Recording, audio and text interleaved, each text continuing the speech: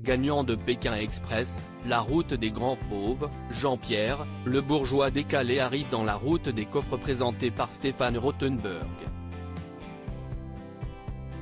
Il se confiait à Télé Loisirs sur François, son ancien binôme. Une personnalité haute en couleur.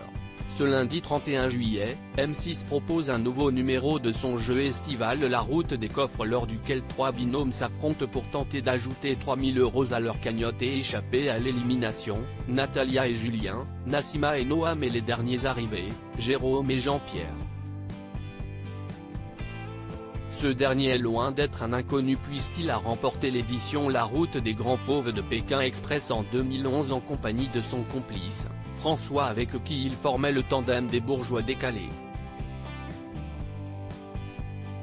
L'année suivante, ils avaient même participé ensemble à une nouvelle édition du programme.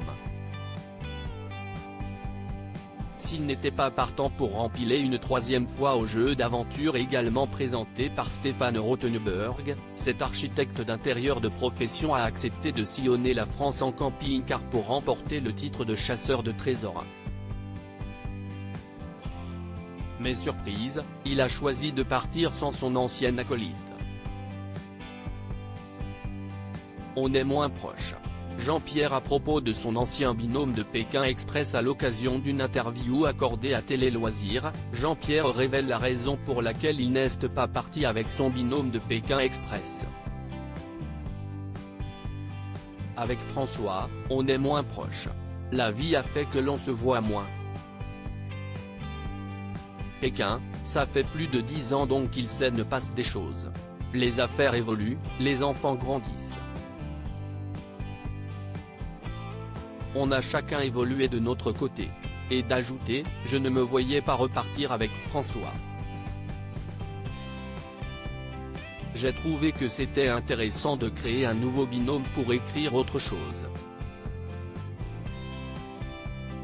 Par ailleurs, le quinquagénaire qui habite entre Pau et Biarritz ne tarit pas d'éloges sur son nouvel acolyte qu'il décrit comme un sportif de haut niveau avec une culture générale de fou et le même humour.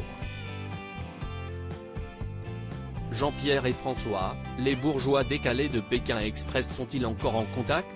S'ils se sont éloignés, Jean-Pierre et François sont malgré tout restés en contact comme nous le confie le participant de la route des coffres.